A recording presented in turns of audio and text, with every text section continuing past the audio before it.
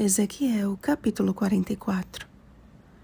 A meu povo ensinarão a distinguir entre o santo e o profano, e o farão discernir entre o imundo e o limpo. Versículo 23. De todos os evangelhos, o Evangelho segundo João relata várias situações da vida de Cristo em que não há registro nos demais. Já em sua introdução, o apóstolo destacou o fundamento de seu livro.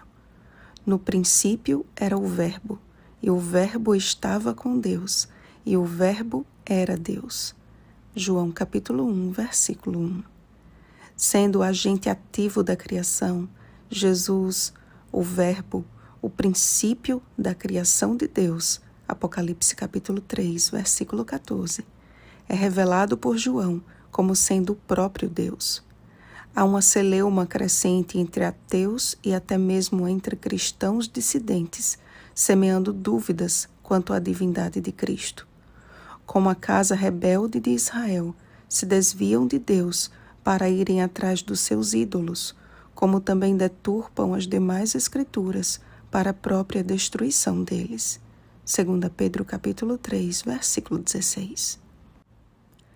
No capítulo 17 do livro de João, encontramos a oração sacerdotal de Jesus.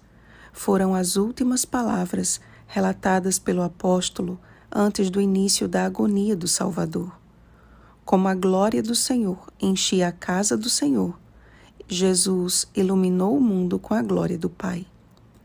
Eu te glorifiquei na terra, consumando a obra que me confiaste a fazer.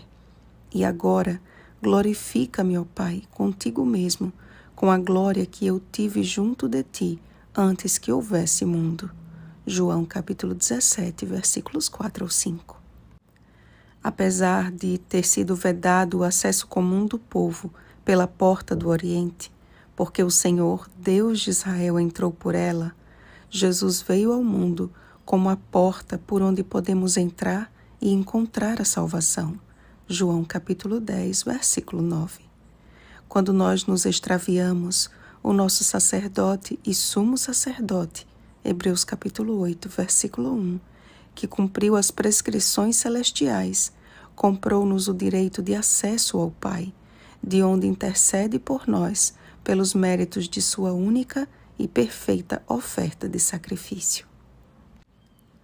Ele, que é a palavra, nos deixou escrito tudo o que precisamos notar bem, ver e ouvir, a fim de que possamos entrar no templo com as vestes de linho de sua justiça e dignidade.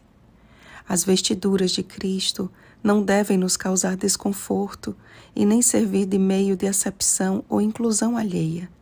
Trata-se, contudo, de um traje de uso pessoal e intransferível, ou seja, a salvação é individual, amados.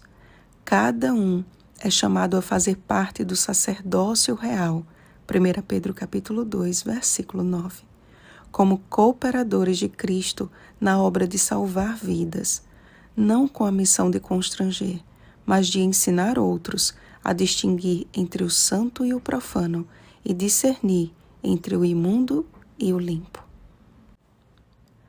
A vida de Jesus nos deixou perfeito exemplo do que seja santo e limpo, e se tratava da mais clara advertência aos impenitentes de sua condição profana e imunda.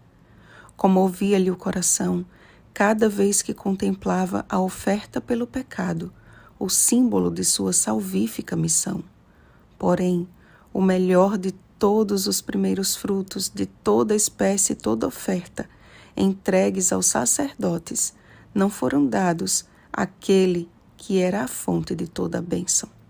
Israel fechou a porta do coração e rejeitou a sua herança e a sua possessão. Aproxima-se o tempo de outra porta ser fechada, a porta da graça.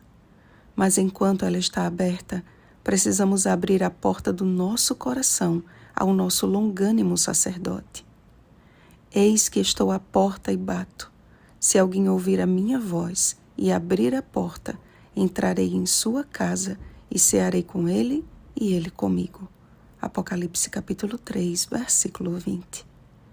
Abra o coração a Jesus, para que Ele faça repousar a bênção sobre a vossa casa e lhe dê o direito de entrar na cidade pelas portas. Apocalipse capítulo 22, versículo 14. Oremos, amados. Santo Deus, assim como és santo na tua esfera, ajuda-nos a sermos santos na nossa. Há verdades preciosas e um caminho sobremodo excelente na doutrina do santuário. Que o nosso coração esteja aberto aos ensinos do Espírito Santo, para que cada aspecto de nossa vida seja santificado pela palavra. Purifica o nosso coração, pois queremos te ver. Em nome de Jesus. Amém. Vigiemos e oremos. Bom dia, sacerdócio real. Oremos pelo batismo do Espírito Santo. Oremos uns pelos outros. Rosana Garcia Barros.